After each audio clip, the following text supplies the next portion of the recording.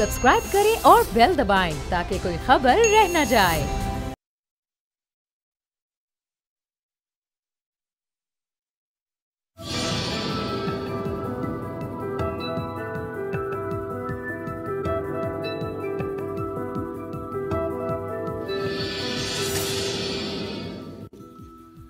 अस्सलाम वालेकुम व्यूअर्स, मैं हूं आपके साथ अमीर अब्बास और आप देख रहे हैं तब्दीली। शहबाज शरीफ साहब को 2 जून को नैब ने एक बार फिर तलब कर लिया है। इससे पहले नैब ने उनको 3 बार तलब किया था, जिसमें से वो 2 बार पेश नहीं हो सके थे और तीसरी बार पेश हुए। अब नैब ने उनको 2 जून को एक बार फिर तलब कर लिया है और हिफाजती जो इंतजामात कोरोना से मुताल्लिक उनको बाकायदा तौर पर उनका एहतमाम किया गया है शहबाज शरीफ साहब की आमद की वजह से। इसके साथ साथ तोशा खाना केस, जिसकी कल 29 मई को समाअत हुई, आसिफ अली जरदारी साहब को बुलाया गया, नवाज शरीफ साहब को बुलाया गया और यूसुफ रजा गिलानी साहब को बुलाया गया। सिर्फ यूसुफ रजा गिलानी साहब पेश हुए। आसिफ जरदारी साहब को हाजिरी से इस्तिस्ना मिल गया कल के दिन के लिए और नवाज शरीफ साहब के काबिल ज़मानत वारंट गिरफ्तारी जारी हुए। ये दरअसल तोशा खाना केस है क्या, इसकी कुछ तफसील आपके सामने रखते हैं, क्योंकि ये केस 2008 के बाद बनना शुरू हुआ। इस्लामाबाद की एहतसाब अदालत ने नवाज शरीफ साहब को, यूसुफ रजा गिलानी साहब को और जरदारी साहब को तोशा खाना से कीमती तरीन गाड़ियां सिर्फ 15% कीमत अदा करके वसूल करने से मुतालिक रेफरेंस में तलब किया था। तोशा खाना दरअसल वो लॉकर है जहां मुल्क की मुख्तलिफ शख्सियात या सरकारी अफसरान को बैरून मुल्क से मिलने वाले तहफ़ को रखा जाता है।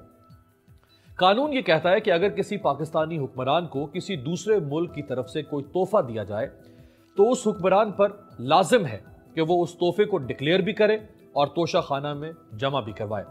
पाकिस्तानी हुकाम को बैरून मुल्क किस नौयत के तहफ़ मिलते हैं, इसका अंदाजा लगाने के लिए आपके सामने एक हालिया मिसाल रखते हैं। शाह महमूद कुरैशी जब बतौर वज़ीर ख़ारजा सितंबर 2018 में सऊदी अरब के दौरे पर गए तो उन्हें 63 लाख रुपए मालियत के कीमती तहफ़ मिले थे। इन तहफ़ में रोलेक्स घड़ी जिसकी मालियत 48,50,000 रुपए, सोने का कलम 9 लाख रुपए का, सोने के कफलिंग्स 1,35,000 रुपए के, सोने की तस्बीह 2,05,000 रुपए की, सोने की अंगूठी जिसकी कीमत 2,10,000 रुपए। यानी इस नौयत के तहफ़ जब पाकिस्तानी हुक्मरान या सरकारी अफसरान सरकारी दौरे पर किसी दूसरे मुल्क में जाएं तो उनको मेजबान मुल्क की जानिब से अमूमन दिए जाते हैं। नैब ने अपने रेफरेंस में यूसुफ रजा गिलानी पर आसिफ जरदारी और नवाज शरीफ साहब को गैर कानूनी तौर पर गाड़ियां अलॉट करने का इल्जाम लगाया है। गिलानी साहब चूंकि उस वक्त वज़ीर आज़म थे, इसलिए उन पर इल्जाम है कि उन्होंने इन दोनों शख्सियात को नवाजा था। गिलानी साहब ने इस सिलसिले में नवाज शरीफ और आसिफ जरदारी साहब को बैरून मुल्क से तोहफे में मिली कीमती गाड़ियों से नवाजने के लिए जो कवायद व ज़वाबित थे उनको गैर कानूनी तौर पर नरम किया था। आसिफ अली जरदारी साहब पर इल्जाम है कि उन्होंने अपनी सदारत के पहले साल में 16 करोड़ रुपए के कुल तहफ़ में से 6 करोड़ 20 लाख रुपए के तहफ़ लिए।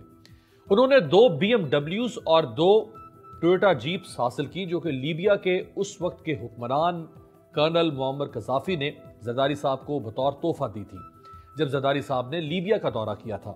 आसिफ जरदारी साहब ने 93 लाख रुपए देकर यह महंगी तरीन गाड़ियां हासिल कर ली। आसिफ जरदारी ने मुत्तहिदा अरब अमारात से बुलेट प्रूफ गाड़ियां जिनमें BMW और लीबिया से भी BMW मिली थी जिसका मॉडल 2008 था, यह हासिल की थी। जो गाड़ियां उन्होंने हासिल की उनकी मामूली कीमत ओमनी ग्रुप के मालिक और आसिफ जरदारी साहब के दोस्त अनवर मजीद ने जाली बैंक अकाउंट से की। MS Ansari sugar mills limited के अकाउंट्स इस्तेमाल करते हुए 92 लाख रुपए आसिफ जरदारी साहब के अकाउंट में मुंतकिल किए गए। यानी गाड़ियां जरदारी साहब ने ली और उन्होंने नवाज शरीफ साहब को दी, लेकिन उसकी कीमत अदा कर रहे हैं अनवर मजीद साहब। अनवर मजीद ने एक और अकाउंट के जरिए आसिफ जरदारी साहब की जानिब से 1 करोड़ 11 लाख रुपए से जायद की रकम अदा की और यूं अनवर मजीद ने आसिफ जरदारी साहब को नाजायज फायदा पहुंचाने के लिए मजमूई तौर पर 2 करोड़ 3,17,000 रुपए अदा किए। सदर जनरल ज़ियाउल हक से लेकर परवेज मुशर्रफ और वज़ीर आज़म मोहम्मद खान जुनेजो से लेकर वज़ीर आज़म शौकत अजीज तक को बतौर सदर और वज़ीर आज़म 3,039 तहफ़ मिले थे। सदर ज़ियाउल हक, सदर गुलाम इसाक खान, सदर रफीक तारड़, वज़ीर आज़म मोहम्मद खान जुनेजो, वज़ीर आज़म बेनज़ीर भुट्टो, वज़ीर आज़म बलख शेर मज़ारी, वज़ीर आज़म ज़फ़रुल्लाह खान जमाली और वज़ीर आज़म चौधरी शुजात हुसैन ने 16 करोड़ रुपए मालियत के तहाइफ में से 1 करोड़ मालियत के तहाइफ हासिल किए, जबकि सदर फारूक लगारी, परवेज मुशर्रफ, आसिफ जरदारी, वज़ीर आज़म नवाज शरीफ और वज़ीर आज़म शौकत अजीज, इन 5 शख्सियात ने 16 करोड़ रुपए में से, यानी 16 करोड़ रुपए मालियत के जो कुल तहाइफ थे उनमें से 15 करोड़ रुपए के तहाइफ हासिल किए, जबकि पहले जिन शख्सियात का मैंने जिक्र किया उन्होंने सिर्फ 1 करोड़ मालियत के तहाइफ लिए थे। आसिफ जरदारी साहब ने 15 करोड़ रुपए के तहाइफ में से सबसे ज्यादा मालियत के तहाइफ अपनी मुद्दत सदारत के सिर्फ पहले साल में लिए थे।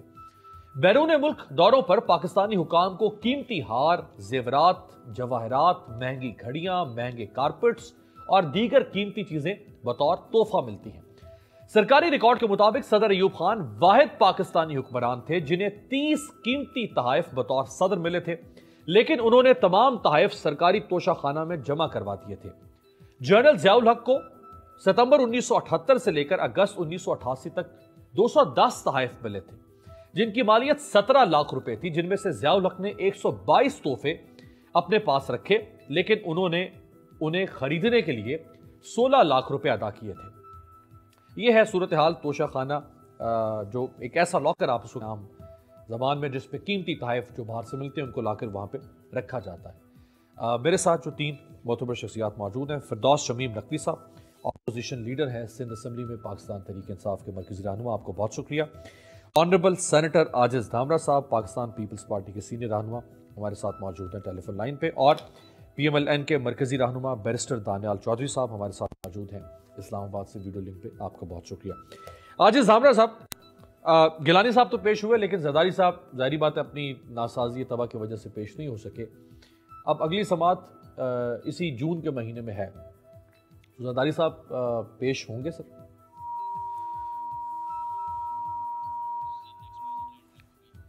दोबारा कनेक्ट करने जरा दामरा साहब को। बैरिस्टर दानियाल सर, आपसे बात करता हूँ। जरदारी साहब तो चले उस वक्त सदर थे, जरदारी साहब पर तो ये इल्ज़ाम है कि उन्होंने कम पैसों पे यानी 15% सिर्फ अदायगी करके गाड़ियां ली, लेकिन जो नवाज शरीफ साहब को गाड़ी दी गई तो नवाज शरीफ साहब पर यह इल्ज़ाम है कि वो तो उस वक्त कोई ओहदा नहीं रखते थे, ना पॉलिटिकल ओहदा था, ना कोई अवामी पब्लिक ऑफिस था किसी किस्म का। तो नवाज शरीफ साहब को जो गाड़ी दी गई वो गिलानी साहब ने सिर्फ उनको नवाजने के लिए दी थी और कोई वजह नहीं थी।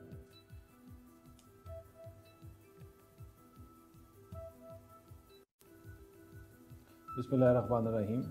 देखिए, आज 2 साल गुजरने के बाद भी इनको जब कोई चीज़ नहीं मिली तो ये ऐसी चीज़ें इंस्टिगेट और ऐसी चीज़ों को आगे ला रहे हैं और ऐसी चीज़ों और ऐसे इश्यूज़ को बना रहे हैं। दर हकीकत में अब तो 2 साल गुजर गए, अब तो टाइम आ गया कि इनको जवाब देगी इन्होंने क्या कारकर्दगी की, इनकी क्या परफॉर्मेंस थी। ये तो उन चीज़ों की बात कर रहे हैं जो ना हकीकत है। पहले हमने अरबों डॉलर क्या सुना था, फिर हमने सुना कि करोड़ों और डॉलर हैं जो बाहर चले गए और वो पाकिस्तान के बैंकों में आ रहे हैं। फिर हमने सुना कितनी मनी लॉन्ड्रिंग हुई, वो पैसे पाकिस्तान वापस आ गए हैं, और कितने पैसे पकड़े गए, कितनी बिलियंस ऑफ डॉलर्स हमारे और कोई पकड़े गए। जब कुछ नहीं मिला तो एंड में एक तोशे खाने का केस जो है वो रजिस्टर कर रहे हैं। बेशक भी करें, और आप इसके मियाँ नवाज शरीफ के जो हमारी पार्टी का टेन्योर है 15 साल के टेन्योर में इनको एक तोशे खाने का तोहफा, यहाँ हमने करोड़ों और अरबों रुपए के इन्होंने मियाँ नवाज शरीफ फैमिली में तोशे खाने में चीज़ें जिस तरह मिलती थी उसी तरह जमा कराई, और ना इनमें कोई हकीकत है कि जो इल्ज़ामात हैं ये जब कोर्ट के सामने आएंगे, जब इनके सामने डॉक्यूमेंट्स पेश किया जाएगा तो हमारा मौक़िफ़ भी तब भी सामने होगा और आपके सामने होगा कि ऐसी कोई अनड्यू जो कानून के दायरे से बाहर है, ना हमने कोई फेवर ली, ना हमने कोई मरात ली, और ना कोई हमारा लेन देन है। जो और जो लोग अभी इनके अपने लोग जो केसेस बना रहे हैं इसलिए क्योंकि उनको हाथ पांव पड़े हुए हैं, कुछ और मिल नहीं रहा, मैशत फेलियर की तरफ इनसे जा रही है, तो ऐसे टॉपिक्स को ला के सिर्फ ये टॉपिक्स और इश्यूज को डिविएट करने की कोशिश किया जा रही है, और ना इसमें कोई हकीकत है और ना हो सकती है। राइट। अच्छा बैरिस्टर साहब, 2017 में उस वक्त आपकी हुकूमत थी, एक सेनेटर ने सेनेट में सवाल किया कि पाकिस्तानी हुक्मरानों को बैरून मुल्क से कौन कौन से तोहफे मिले, किस किस को मिले, वो तोहफे कहाँ गए, उनकी मालियत क्या थी। उस वक्त आपकी हुकूमत थी, जाहिर बात है जो मुतल्लिका मिनिस्ट्री थी कैबिनेट डिवीजन, उसने जवाब देना था, लेकिन जो जवाब दिया आपकी हुकूमत ने सेनेट के अंदर, वो जवाब ये था कि अगर हमने इस सवाल का जवाब दिया तो मीडिया में शोर मचेगा और मुल्क के मुफादात को नुकसान पहुंचेगा, लिहाजा हम इसका जवाब नहीं देते, और इसका जवाब कंसील कर लिया गया था। तो क्यों कंसील किया जाते हैं इस तरह की बातें? ये तो राइट टू इन्फॉर्मेशन है, लोगों को बता दिया जाए। हर हुकूमत बताए, अभी इमरान खान साहब भी बताएं, इन्होंने इतने बैरून मुल्क दौरे किए हैं, ये भी बताएं कि इनको कितने तोहफे मिले, वो कहां गए।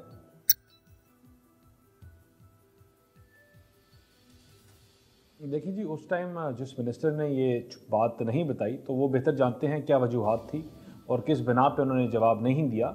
लेकिन जब तक जो पब्लिक अकाउंट्स कमेटी की जो सेशंस होते हैं, ये सब पब्लिक डॉक्यूमेंट्स हैं, पब्लिक के लिए जिनको चाहिए होते हैं, वो आप अपना एक प्रोसेस है, प्रोसीजर है, जो आपको डॉक्यूमेंटेशन चाहिए, जो चीज़ चाहिए वो अवेलेबल होती है पार्लियामेंट में भी और सेनेट में भी।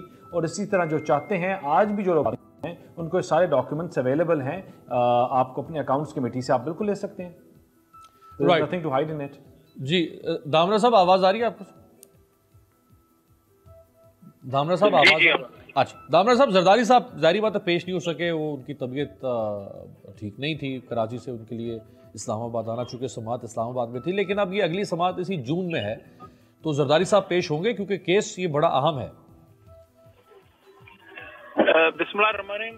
देखें अमीर अब्बास साहब, केस बिल्कुल अहम है और ये केस अभी का नहीं है, ये पहले ही केस चल रहा है ऑलरेडी। और कुछ वक्त के लिए नैब जो है वो गिफ्ट दे देता है और उसके बाद फिर उन्हें याद आती है कोई चीज केस दाखिल करने के लिए और उस पर तकड़ा कोई एक्शन लेने के लिए। तो डेफिनेटली ये जो हमारी लीगल टीम है प्रेसिडेंट जरदारी साहब की, वो इस केस को डील कर रही है और थारोली उसका जवाब भी अदालत में दिया जाएगा। मगर जरदारी साहब की जो 11 जून को जो इसकी डेट है केस की, उस हवाले से जरदारी साहब का पेश होना या ना होना उनकी सेहत के हवाले से ही डॉक्टर जब तक उनको इजाजत नहीं देंगे, और वो जाहिर ये पता है पूरी कौम को कि वो बीमार हैं, इसलिए उसने लास्ट जो कल हेयरिंग थी उस पर भी वो नहीं आ सके। और अभी 11 जून जाहिर है कि 11 दिन उसमें पड़े हैं, तो उसमें भी हमारी लीगल टीम और जो मेडिकल की टीम है उसके मशवरे से जो है वो जवाब दिया जाएगा अदालत। सही। अच्छा आजिज भाई, ये बताया कि ये पीपल्स पार्टी अनवर मजीद की मोहब्बत में रुस्वा होती है या अनवर मजीद आपकी मोहब्बत में रुस्वा होता है? ये हर काम में अनवर मजीद कहाँ से आ जाता है पीपल्स पार्टी का? यानी जाली बैंक अकाउंट स्कैंडल है तो अनवर मजीद आ रहा है, गाड़ियों की पेमेंट हो रही है तो अनवर मजीद कर रहा है, अनवर मजीद क्यों हर जगह पे आ जाता है सर? देखें, ये कोई नई बात नहीं है कि पीपल्स पार्टी से किसी ना किसी की कहानियां जो है वो जोड़ी जाती हैं, मगर एज सच निकलता कुछ नहीं है। और ये ओमनी ग्रुप अनवर मजीद की कहानियां भी आप सुनते रहे हैं और उनके हवाले से बड़ी बड़ी कहानियां टीवियों पे प्रेस कॉन्फ्रेंसेस के तौर पर वो भी शाया होती रही हैं। ओमनी ग्रुप जाहिर एक बिजनेस ग्रुप है और वो बिजनेस करता रहता है।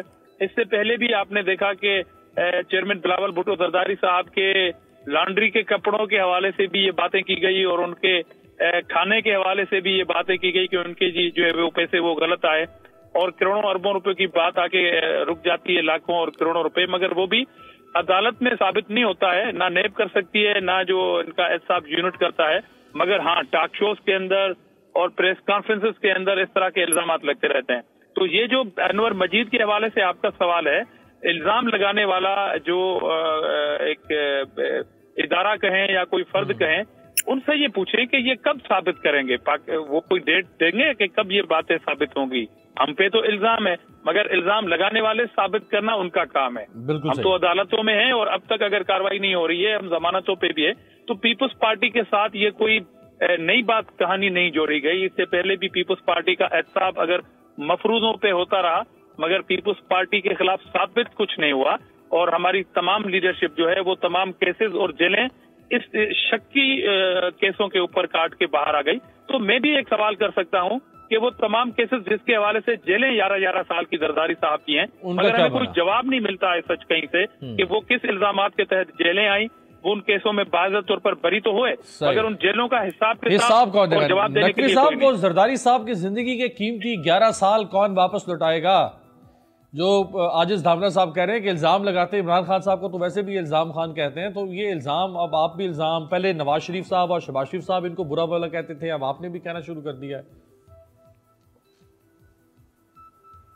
देखिए, बात यह है कि पहले तो बुनियादी तौर पे जो आपके बाकी दोनों जमात के मुबस्सिरीन हैं, हम मिलके दुआ करते हैं कि जिसने इस मुल्क को लूटा, अल्लाह मियाँ उसकी ज़िंदगी और हयात को इतना लंबा करे कि वो अपने अमाल की सज़ा इसी ज़िंदगी में यहाँ भी पाए और खुदा के घर भी पाए। तो हम मिल के सब आमीन कहते हैं। आमीन।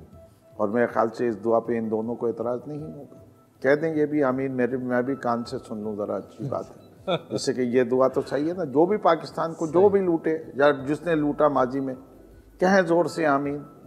बिल्कुल सही है, बिल्कुल आवाज़ ठीक नहीं है। आई। देखिए हाँ, पाकिस्तान है तो हम हैं। देखिए कह दिया पीएमएलएन की तरफ से आमीन हो गई है। अब आगे चलते हैं। देखिए, एक स्विट्जरलैंड में केस हुआ कोटेक्ना का। कोटेक्ना का केस क्या था?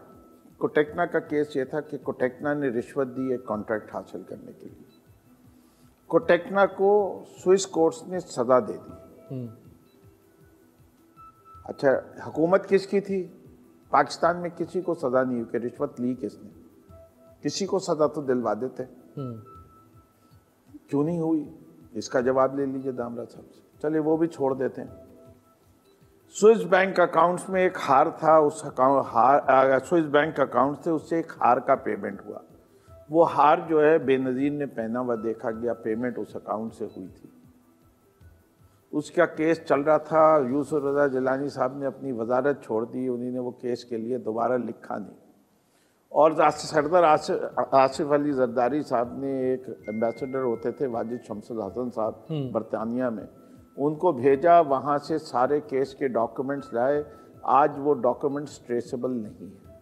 और Wajid Shamsul Hasan is no longer a Pakistani national, is a British national. जवाब देते हैं अजीज दामरा साहब कि ये क्यों किया।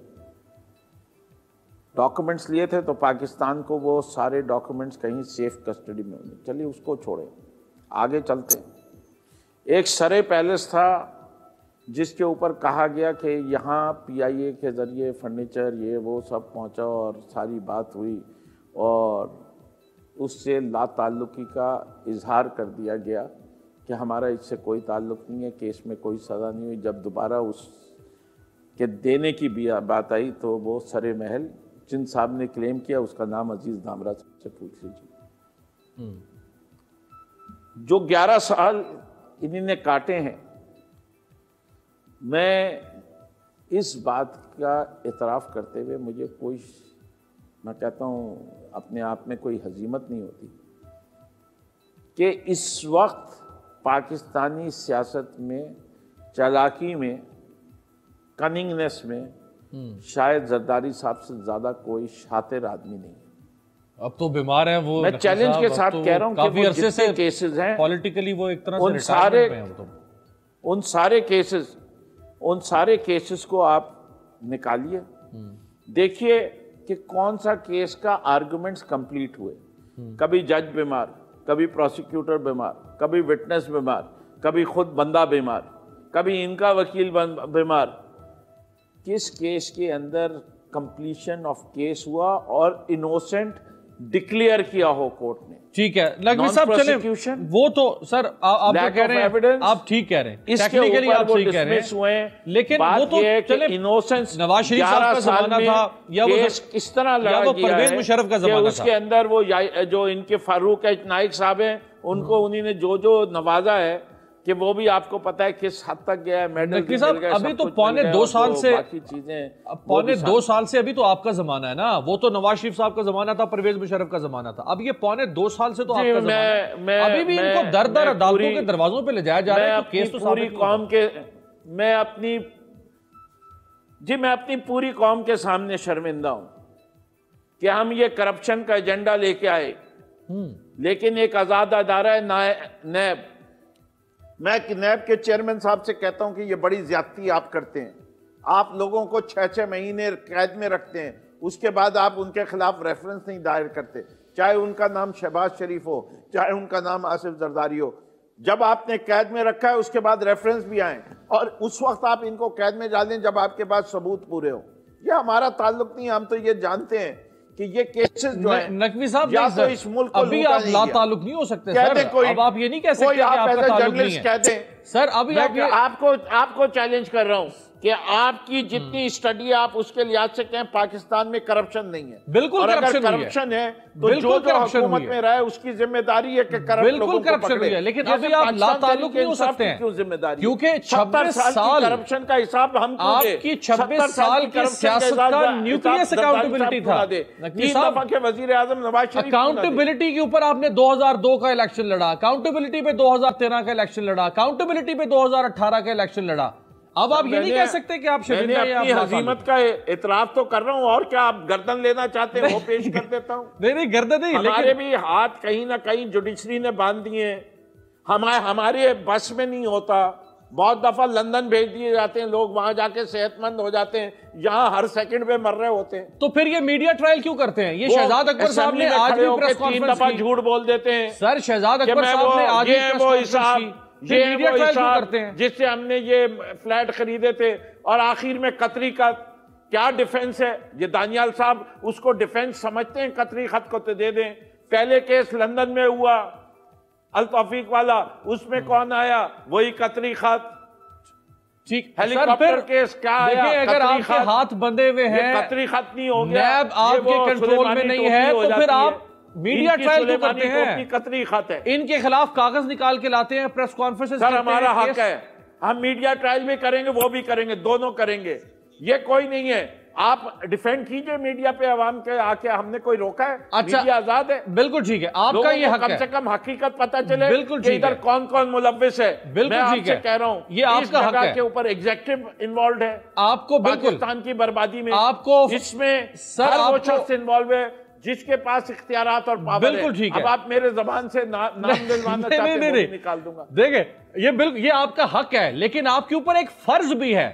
हक तो आपको याद है तरीके इंसाफ वालों को, और आप हक का इस्तेमाल तो कर रहे हैं, लेकिन आप पर फर्ज भी है। और फर्ज ये था कि आपने अकाउंटेबिलिटी के निजाम को फेयरनेस में लाना था, और इसको रिफॉर्म करके ऐसा निजाम बनाना था जिसपे सबको एतमाद होता। सर हमने तो डाला है सर, नैब रिफॉर्म बिल आ गया है, ये लोग रोके हुए हैं, इनके कितने सजेशंस आए, हम तो बिल लेके आए हैं अमेंडमेंट का, ये राइट पीपीपी एग्री नहीं कर रहे थे, हमने तो दोबारा बिल पेश किया। एक आपकी इजाजत से एक ब्रेक, कह रहे हैं कि नैब परफेक्ट इदारा है। फिरदौस भी एक आपकी इजाजत से एक ब्रेक लेते हैं, ब्रेक के बाद वापस आते हैं। तो जस्टिस काजी फायद ईसा साहब ने, ऑनरेबल सुप्रीम कोर्ट के जज, आगे पाकिस्तान के चीफ जस्टिस भी होंगे, उन्होंने एक दरख्वास्त सुप्रीम कोर्ट में दायर की है जो सदाती रेफरेंस उनके खिलाफ लाया गया था, उसके खिलाफ उन्होंने एक दरख्वास्त, जिसमें उन्होंने 15 सवालात उठाए हैं वज़ीर आज़म के मुआविन खुसूसी शहजाद अकबर साहब के बारे में। वो सवालात क्या हैं वो भी आपके सामने रखते हैं और बाकी मेहमानों से बात करते हैं।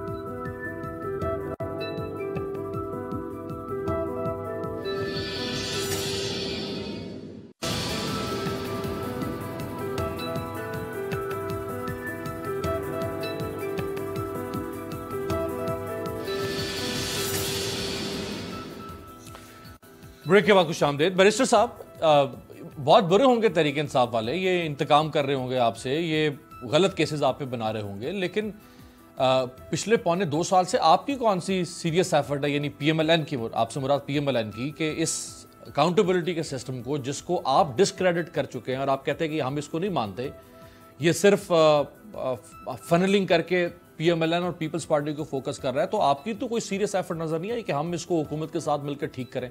इसका मतलब है आप लोग चाहते ही नहीं है कि ठीक हो निजाम।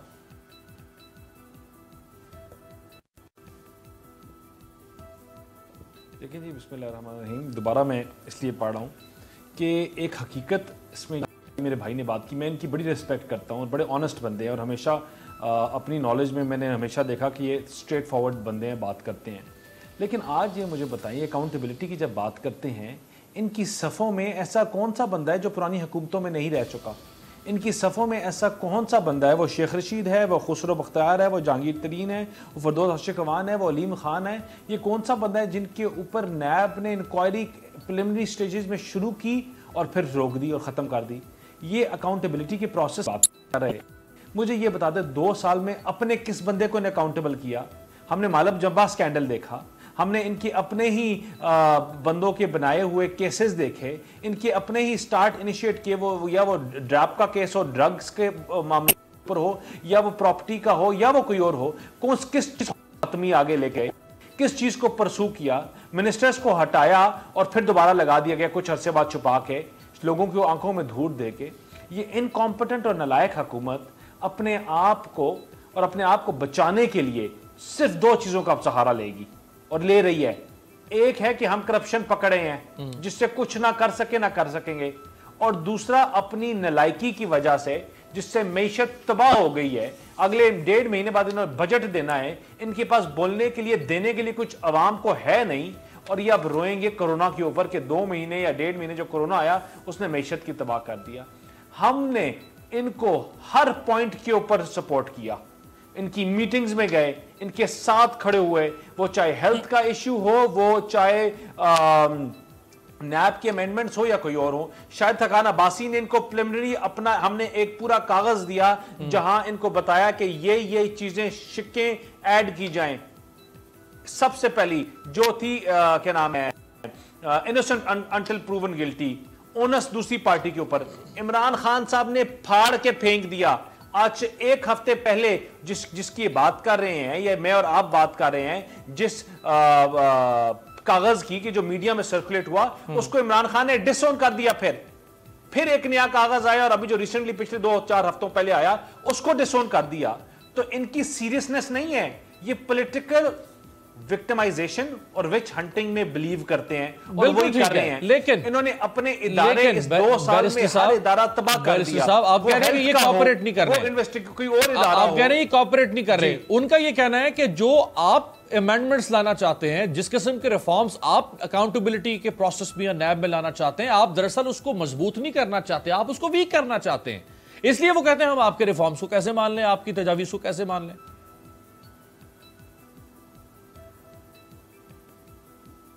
हम बिल्कुल भी इसको कमजोर नहीं करना चाहते, हम उसको ताकतवर करना चाहते हैं जिस तरह यहां कोर्ट्स का सिस्टम है। लेकिन वो जो चीज गलत है वो गलत है। पूरी दुनिया में मुझे आप बता दें कि अगर हमने अमेंडमेंट्स नहीं की तो हमने मेक श्योर किया नैब पॉलिटिकली विक्टिमाइज ना करे लोगों को। ठीक है। आज इनोसेंट अंटिल प्रूवन गिल्टी का जो कॉन्सेप्ट है, जो मैक्सिम है, जिसके ऊपर जो पिलर है लॉ का, as a lawyer, as an advocate, कि वो फॉलो होता है ना। सही है। आपका केस अभी दर्ज नहीं होता, मुझे बताएं 90 दिन के रिमांड में ये क्या करते हैं, ये क्या निकाल लेते हैं कि 20 मिनट के सवाल करते हैं और 90 दिन का इनको रिमांड चाहिए। 90 दिन का रिमांड भी हमने आपको दे देते हैं, करें अब 90 दिन के रिमांड, लेकिन उसके बाद आप लोगों के सामने तो लेके आए, बिल्कुल अपनी इन्वेस्टिगेशन लोगों के सामने लेके आए कि आप इन्वेस्टिगेशन करते क्या है। बिल्कुल जो 17 ग्रेड का ऑफिसर, जिसको 8 महीने 12 महीने पहले इंडक्ट हुआ, जिसको सर पैर नहीं पता, वो कॉर्पोरेट वर्ल्ड की वो करेगा क्या नाम है, कैलकुलेशंस और देखेगा, चीजें करेगी। देखिए हमने इन चीजों में बेहतरी के लिए बार बार दिए। और मुझे बात बता दें, ये इतनी अच्छी बातें करते हैं, इतनी माशाल्लाह नेक सीरत लोग हैं। मुझे बताएं कि अपनी हुकूमत में 5 साल नैब के डीजी का क्या नाम था जो केपीके में था? नैब गैर फाल क्यों कर दी केपीके में? बिल्कुल। क्या नैब ने कौन सा केस 5 साल में शुरू किया, फैसला किया? मुझे एक बता दें, और मैं कहूंगा हम गलत हम चोर। सही है। डीजी का ये नाम बता दे और आपको नाम नहीं बता सकते। एहतसाब कमीशन की बात कर रहे हैं, घुमाएंगे और उसके बाद नाम नहीं होगा। एहतसाब कमीशन की आप बात कर रहे हैं। धामरा साहब, पीपल्स पार्टी का तो कोई कंट्रीब्यूशन नहीं है अकाउंटेबिलिटी के प्रोसेस को, ये पिछले 2 साल के अंदर अगर हम देख लें, इस मौजूदा पार्लियामेंट में, कि आपने कोई कोशिश की हो कि चलें अकाउंटेबिलिटी का और ये नैब का जो प्रोसेस है ये बेहतर हो सके, ये खत्म ना हो लेकिन ये बेहतर हो सके। देखें अमीर मौलाना साहब, अभी जो नकवी साहब ने बात की सरे महल की और शहीद बीबी का नाम भी इन्होंने लिया कि उनको एक हार पहना हुआ था, ये BMW गाड़ियों का भी जिक्र हुआ। इनसे जरा ये पूछें कि वो सरे महल का केस जब चल रहा था तो पाकिस्तान में इन्होंने पीपल्स पार्टी की हुकूमत का तो हवाला दिया, मगर जनरल मुशर्रफ 9 साल इस मुल्क के हुक्मरान थे और हमारे सख्त तरीन मुखालिफ थे, सख्त तरीन और बदतरीन मुखालफों में थे। और उससे भी पहले एक ऐसा ब्यूरो बना था, उनमें ये तमाम केसेस जो थे वो डिस्कस हुए और इन्हीं मुल्क की अदालतों में ये सारे केसेस चले। और उसमें अगर ये सारी चीजें साबित हुई जिनका जिक्र आज कर रहे हैं, तो ये जुडिशरी पाकिस्तान सवाल उठाना चाहते हैं, चाहे एक रिव्यू अपील में चले जाएं सुप्रीम कोर्ट में कि आपकी मुल्क की अदालतों ने क्यों रिलीफ दिया आतिफ जरदारी साहब को, क्यों बाइज़्ज़त तौर पर बरी किया और आज जमानतें क्यों दे रहे हैं, तो ये चले जाए, अदालतें मौजूद हैं। अगर ये समझते हैं कि इंसाफ नहीं हुआ तो ये तो थोड़ी थोड़ी बात पे अगर पांव भी इनका स्लिप हो जाए तो ये अदालतों में चले जाते हैं। अच्छा, दूसरी बात इन्होंने कहा कि जी मुझे शर्मिंदगी है इस निजाम से, और ये वाकई सच बोल रहे हैं। इनको शर्मिंदा होना भी चाहिए कि वो पार्टी जो एक गरीब शख्स हुकूमत में है, प्राइम मिनिस्टर है, वो एक बनी गाला के महल में रहता है, और पाकिस्तान का एक वो गरीब शख्स जो क्रेडिबिलिटी के दावेदार है, जो ईमानदारी का दावेदार है, और वो कहता है वो देता है, वो भी कौम के सामने लाके फिर बनी गाला का एक महल जो है वो सामने रखें कि क्या इतना टैक्स देने वाला शख्स एक फ्लैट इस आमदनी में चला सकता है जिस तरह बनी गाला का महल चलता है। इसलिए शर्मिंदा होना आपको पड़ता है कि आपकी बातें और दावे एक होते हैं, आपका अमल जो है वो कहीं दूसरा होता है। अब वो पार्टी अपने आप को क्रेडिबिलिटी की जो है वो लेबल लगा के बैठी हुई है पाकिस्तानी कौम को बेवकूफ बनाने के लिए, जिस पार्टी का हुकूमत आने से पहले ही जिसकी बुनियादी फॉरेन फंडिंग केस में, एस अकबर केस में स्टे के पीछे छुपी हुई है, अगर आपके ऊपर गलत इल्जाम है तो उनको शर्मिंदा होना चाहिए जो आपके ऊपर इल्जाम लगा रहे हैं। इलेक्शन कमीशन को आप खींचे के वो गलत इन्वेस्टिगेशन कर रही है। हाँ। आप स्टे के पीछे क्यों फिर रहे हैं? आप मालिम जब्बा केस में स्टे के पीछे क्यों फिर रहे हैं? आप बीआरटी के में स्टे के पीछे क्यों फिर रहे हैं? आप बिलियन ट्रिलियन जो ट्री है उसके पीछे क्यों फिर रहे हैं? तो ये पाकिस्तानी कौम को भाषण, ये आखिरी बात अमीराबाद साहब, ये पाकिस्तानी, ये इनको गलत फहमी है कि अब पाकिस्तानी कौम इनके इन भाषण पे एतबार करेगी कि इनको टीवी टॉक शो में आके खुद को कहें कि हम क्रेडिबल हैं। आपको अपने वोटर अब क्रेडिबल नहीं समझ रहे हैं जनाब आली, लोग अब इनकी बातों पे एतबार नहीं करेंगे। नकवी साहब, ये खतरनाक बात की है अजीज दामरा साहब ने कि आप देखें, आप 2 साल के बाद चलें, ये आपकी स्ट्रेट फॉरवर्डनेस है, आपकी ट्रुथफुलनेस है। अच्छी बात है कि आप एक एतराफ कर रहे हैं, कोई जवाब नहीं पेश कर रहे, आप कह रहे हैं कि जी हम शर्मिंदा हैं, हम एहतसाब नहीं कर सके। लेकिन अगर अब 3 साल बाकी रह गए, 5 साल के बाद, मैं आपको जो बात कह रहा हूं वो मैं सरकाज़म में कह रहा था। मैं ये कह रहा हूं कि अभी तो इब्तिदाई इश्क है, रोता है क्या, अभी आगे आगे देखिए होता है क्या।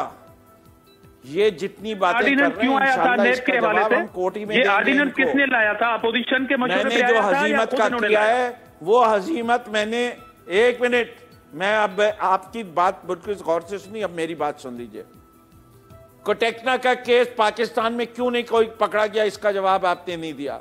सरे महल बाहर जो है जरदारी साहब ने कहा कि मेरा नहीं है, और फिर बाद में क्लेम किया, कहते हैं गलत कह रहा हूं तो मुझे कोर्ट में जाइए, मुझे कोर्ट में लेके जाइए, मैं वहां साबित करूंगा। और ये पूछे कि ये क्यों नहीं हुआ, जितनी केसेस इल्जाम मुझ पे था, साबित आपने करना था, उम्मीदवारों को करना था। अमीर अब्बास साहब, आप इनको रोके वरना फिर ये शाउटिंग मैच हो जाएगा। मैं शाउटिंग मैच में मैं इनसे आगे निकल जाऊंगा, ये दूर बैठे हुए, मेरे सामने कैमरा है, मेरी आवाज भी ज्यादा बेहतर आएगी।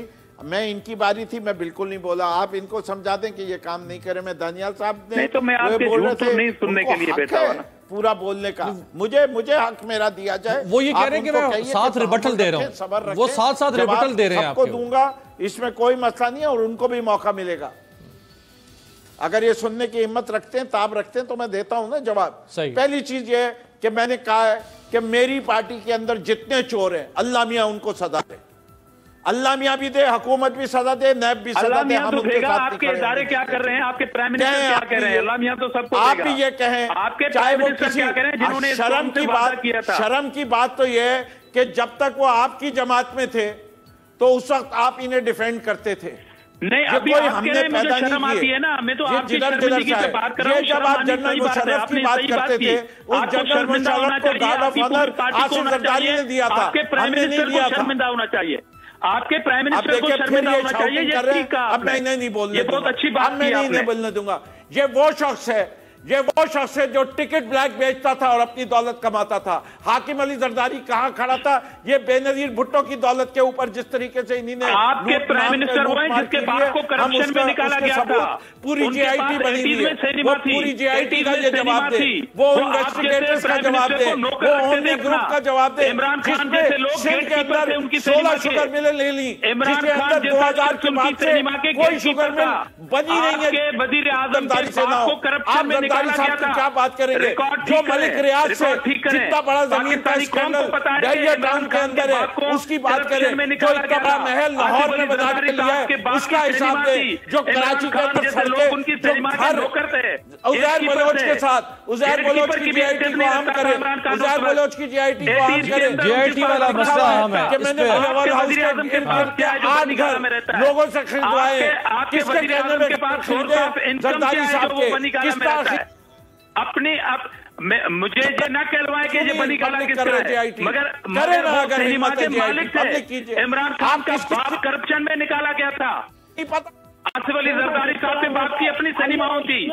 आइए वो बिजनेस साहब को जिसकी छतें 3-3 साल में गिरती हैं, वो स्कूल दिखाओ जिसके अंदर भैंसें बंधी हुई होती है, वो स्कूल वो 10,000 बसों के वादे करते हैं, नासिर शाह एक बस नहीं देते, उवैस शाह आते 2,000 बसों का वादा करते एक नहीं कर देते, वो टप्पी साहब जो उनके भाई बने में उसका हाल सुन ले, फजलुल्लाह पीछों का सुन ले, सुन ले, फरियाल ताजपुर को सुन ले, किस किस का रोना रोए हम, ये तो टब्बर का टब्बर करप्ट है, और जो बाकी के दूसरी तरफ पंजाब में उनके भी कारनामे इतने, इंशाअल्लाह अल्लाह मियां ने अगर हमें दम दिया हम एक लेके आप मालूम जब्बा का दो, आप चीनी चोरी का जवाब दो, आप आटे चोरी का जवाब दो। अच्छा, ये जेआईटी की बात हुई है, जवाब देंगे, ये ऐसी हजीमत नहीं होगी जिसको आप समझते हैं हजीमत है, जेआईटी की बात हुई, इंशाअल्लाह अल्लाह ने हक का साथ देता है, हम हक के साथ खड़े, हमारी पार्टी में चोरों का हक गालिब आएगा, लेकिन किसी चोर को नहीं छोड़ेंगे। अच्छा, ये जेआईटी के चोरों को छोड़ेंगे ना पीपीपी को छोड़ेंगे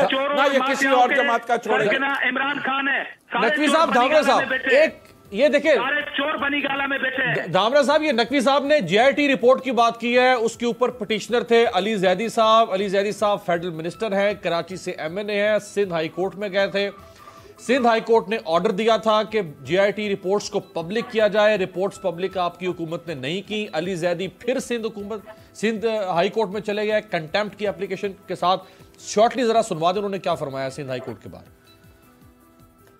सिंध हुकूमत सिंध हाई कोर्ट में कंटेस्ट करती रही कि कोई बहुत बड़ा पता नहीं इन जीआईटी में नेशनल सिक्योरिटी का इशू है, किसी की फैक्ट्री जल जाए और 250-300 मासूम लोग जल के राख हो जाएं, उन लवाहिकीन का भी उतना ही हक है पता करने के लिए कि क्या हुआ था जितना कि किसी और ऐसे हादसे का हो।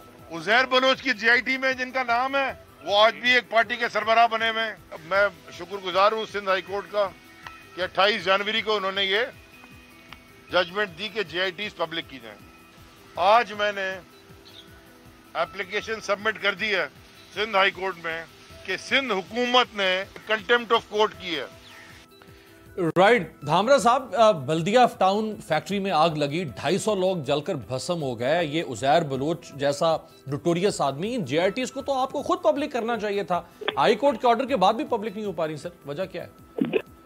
देखें अमीर अब्बास साहब की बात, ये जिस शख्स का भी आपने नाम लिया वफाकी वजीर पे, नाम क्या था इसका आप भूल रहा हूँ। अली जैदी, हद हो गई है, आपके शहर कराची से हैं आप। जी, मतलब ये इतने झूठ बोलते हैं कि ढूंढना पड़ता है। घबरा गए, कोई ऐसा मसला नहीं है। जब हमारे नाम आते हैं इनके हवास बाख्ता हो जाते हैं, कोई मसला नहीं है, थोड़ा दोबारा मौका दे दीजिए। इन्होंने एक प्रेस कॉन्फ्रेंस की थी कि सिंध में वेंटिलेटर नहीं है, वो हमने कोर्ट में रिपोर्ट जमा करा दी कि कौन सी हॉस्पिटल में कितने वेंटिलेटर है, उसके बाद ये गायब है, और अगला इल्जाम नहीं लगाया कि सिंध हुकूमत ने कोई गलत रिपोर्ट जमा कराई। जहां तक ये फैक्ट्री की आग वाली बात का जिक्र कर रहे हैं, इतनी तो ज्यादती ना करें। इतने तो ये महसूम ना बने, वो सारे लोग इनके पास अभी हुकूमत में मौजूद हैं। ये उनके जेआईटी का जवाब दो यार, जो सवाल पूछा गया उसका जवाब दो, इधर उधर क्यों भाग रहे हो? और दूसरी बात जेआईटी की जहां तक आप बात करते हैं, पूछा है अमीर अब्बास ने जेआईटी रिपोर्ट क्यों नहीं पब्लिश कर रहे हो, इसका जवाब दो ना। क्यों ये इधर उधर की बातें करे जा रहे हो? अली जैदी ने ये कहा था, सीधा सवाल पूछा, सीधा जवाब दो, सीधा सवाल सीधा जवाब दीजिए। कोई तरीकाकार है क्या? आप लोग कोई जवाब ही नहीं देते किसी चीज का? उसमें नाराज क्यों हो रहे हैं आप? बात करें पाकिस्तान की ले जाते हो, चीन कोई तरीकाकार है? आप पब्लिक को कितना बेवकूफ बनाएंगे प्रोग्रामों में? कोई तरीकाकार तो अपना दुरुस्त कीजिए। एक स्ट्रेट सवाल पूछा, जेआईटी क्यों नहीं पब्लिश करके दे रहे? इसका जवाब दो कि कल देंगे। धामरा साहब, कब दोगे? नकवी साहब, नाराज हो रहे हैं। धामरा साहब, नकवी साहब, ये इबाहत दूर कर दो जरा। एक सीधा सवाल है, जवाब क्यों नहीं दे सकते? अच्छा नकवी साहब, कोर्ट का ऑर्डर है, कोर्ट की आप इज्जत करते हैं। नकवी साहब ये एक बड़ी मुबहम किस्म की बात की है। हुकूमत है अली जैदी साहब ने, हमने तो शुगर की बात की, हमने पब्लिक की रिपोर्ट। नकवी साहब, हमने उसमें जिसका भी नाम आया सबके एक बड़ी मुबहम आपने आज तक कितनी रिपोर्टें पब्लिक की ये वो हैं? सारे उस रिपोर्ट में, वो जो सारे रिपोर्ट में कातिल इनको जो कहते हैं वो तो इनके इतिहादी हैं। अरे और जो मैं है तो आपको पब्लिक ये के कह रहा सामने, हूं, मेरी तो सुन ले। इमरान खान चोर, जहांगीर तरीन अच्छा, नकवी साहब, चोर, सब नकवी चोर। साहब, पब्लिक को तो पता दिया ना कि ये आई इंक्वायरी रिपोर्ट हमने रख दी, तुमने आप क्यों नहीं रख देते? सर मेरी बात तो सुन ले। आप क्यों नहीं रखते रिपोर्ट के सामने? आपका जब क्रैश हुए, धामरा साहब एक लम्हे के लिए सर, क्रैश हुए, आज तक उसकी रिपोर्ट पब्लिक, धामरा साहब एक लम्हे के लिए, उसकी रिपोर्ट पब्लिक को शर्मिंदा होना चाहिए। इनको अच्छा, सबको नकवी शर्म साहब, नकवी साहब के जमाने में आई नकवी साहब, पब्लिक की, फिरदाउस शरीफ नकवी साहब, अली जैदी साहब ने एक बात कही है। नकवी साहब, अली जैदी साहब ने एक बात कही है।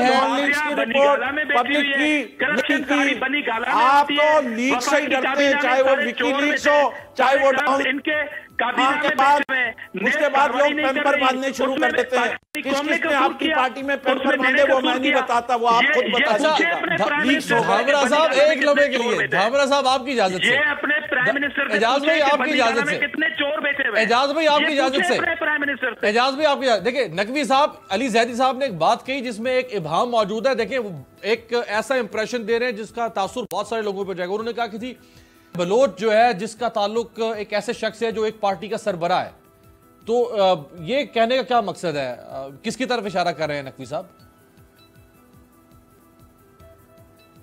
जनाब बिल्कुल कर रहे हैं, तस्वीरें हैं, जिसका है फरियाल तालपुर की तस्वीर साथ है, जरदारी साहब से कुर्बत है, बिलावल हाउस की जमीनें खरीदवाई हैं उस रिपोर्ट के मुताबिक। हमारे पास तो उसकी दस्तावेज है, हम चाहते हैं ऑफिशियल पब्लिक की जाए। इससे कि अगर मैं वो रिपोर्ट आपके सामने पेश करूंगा तो आप कहेंगे ये तो स्कैंडलस है, ये रिपोर्ट आई कहां से?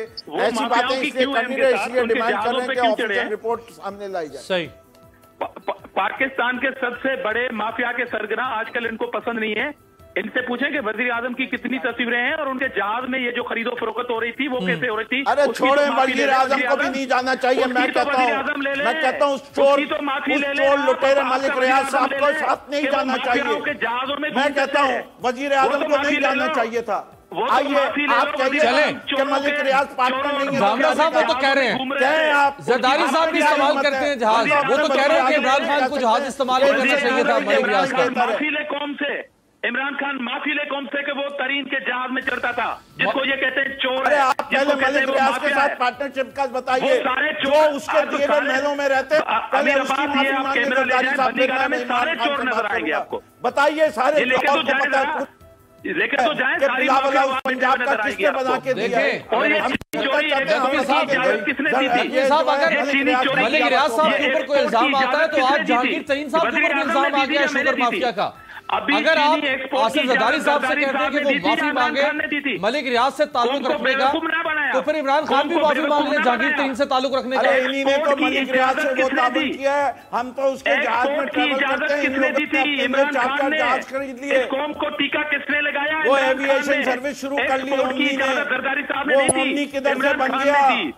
चले बैरिस्टर साहब को जरा, बैरिस्टर साहब को फैसला होगा। जरा अंदर तो बात नहीं हो सकती दे रहे हैं इमरान खान। अच्छा बैरिस्टर साहब की इजाजत किसने दी थी? इनको बोलने दे, जितना बोल रहे हैं आराम से सुन रहा हूं। इमरान न्याजी ने दी थी। जी बैरिस्टर साहब देखें, अब मामला तो यही है कि तहरीक इंसाफ कहती है कि जी नैब हमारे, मैं जरा क्वेश्चन भी ड्राफ्ट करूं तो फिर आप जरा उस पर कमेंट कीजिएगा। देखिए तहरीक इंसाफ कहती है कि नैब हमारे मातहत नहीं है, आप और पीपल्स पार्टी कहते हैं कि नैब हम दोनों की विच हंटिंग कर रहा है, चेरी पिकिंग कर रहा है। नैब कहता है कि जी हम तो केस देखते हैं, हम फेस नहीं देखते हैं। तो ये अब एक अजीब किस्म की कॉम्प्लेक्स सिचुएशन है ना, इसका हल कौन निकालेगा? पार्लियामेंट आप लोग मिलकर निकालेंगे ना, ये हुकूमत और ऑपोजिशन मिलकर ही कोई हल, इसका डेडलॉक जो है जिस जी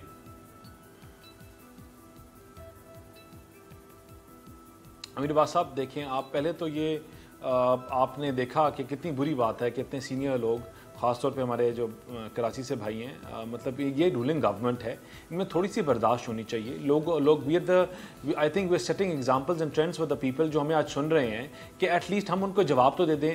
आपका कोई सवाल किया जाए उसका आप जवाब प्लीज आई रिक्वेस्टेड आजिज तामरा 3 टाइम्स शिपों का नाम दिया जाता है वो भी गलत दिया जाता है। I requested him 3 times to be silent. जब हमारे इतने देखें जब हमारे इतने सीनियर बंदे बैठे हों और हम आपस में तो हम अपना मजाक खुद उड़ाते हैं एज पॉलिटिकल पीपल, कि लोग भी हमारा मजाक उड़ाते हैं और अपने आप को हम एक बना देते हैं। लेकिन हमने कुछ सवाल पूछे थे जिसका Shamim Naqvi sahab with once again lot of respect for him, लेकिन ये जवाब नहीं दे सके। और वो ये है कि इन्होंने 5 साल जो अपने जिस सूबे में अकाउंटेबिलिटी की बात कर रहे हैं, क्या अकाउंटेबिलिटी की इन्होंने? किस बंदे का मुझे आज बता दें जो 21 अरब रुपए का, सब केसेस की वैल्यू छोड़ दें आप, जो 21 अरब का था कि मालूम BRT आज 100 अरब पे से प्लस हो गया या पहुंच गया, उसके ऊपर क्या अकाउंटेबिलिटी हुई? मालूम जब्बा जिसका सारा स्कैंडल इवन तो रिवोक हो गया क्योंकि कॉन्ट्रैक्ट वापस हो गया, लेकिन जो अरबों रुपए के दरख्त काटे गए उसके ऊपर क्या अकाउंटेबिलिटी की गई? जो लोग अपॉइंट किए गए उनको हटाया गया, जो उनके KPK में और इश्यूज चल रहे हैं, किसके ऊपर? वो अस्पताल बनाने पे हो, वो कोई और चीज के बारे में हो। मुझे कहते हैं कि हम नैब हमारे मतहद नहीं है, तो इन हुजरा को और इनके सीनियर मिनिस्टर्स को कैसे पता चल जाता है 2 रात पहले कि नैब क्या कर रही है? इनको कैसे पता चलता है कि ईद के बाद केसेस फाइल हो रहे हैं? इनको कैसे पता चल जाता है कि इनको उठाया जा रहा है? क्योंकि ये नैब और इनका गठजोड़ है। अच्छा, ये जो शेख रशीद साहब ने कहा था, वो इनके हैं। बैरिस्टर साहब, शेख रशीद साहब ने कहा था कि ईद के बाद प्रोसेस को वीकन टार्जन आ रहा है। जब आप प्रोसेस को वीकन करते हैं टार्जन की जो एंट्री है को वीकन करते हैं। बैरिस्टर साहब, ये जो टार्जन की एंट्री की खबर दी थी शेख रशीद साहब ने कि ईद के बाद टार्जन आ रहा है, तो ये जो शहबाज शरीफ साहब को 2 तारीख को बुलाया, कोई है आपस में इनका लिंक?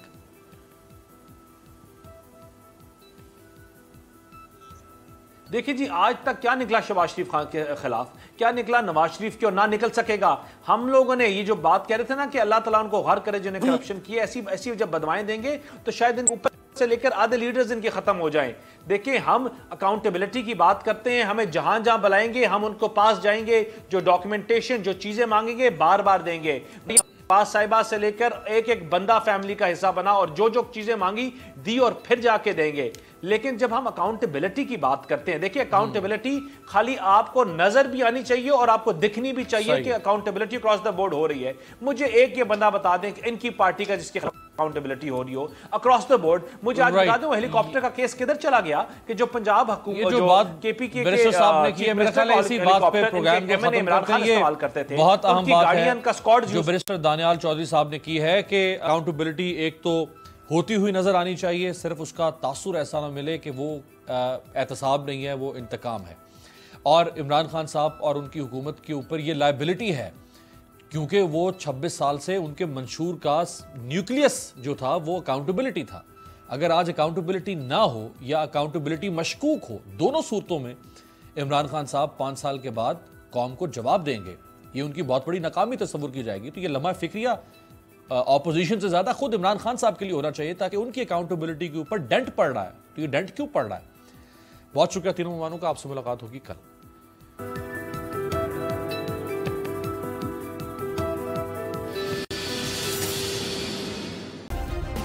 सब्सक्राइब करें और बेल दबाएं ताकि कोई खबर रह न जाए।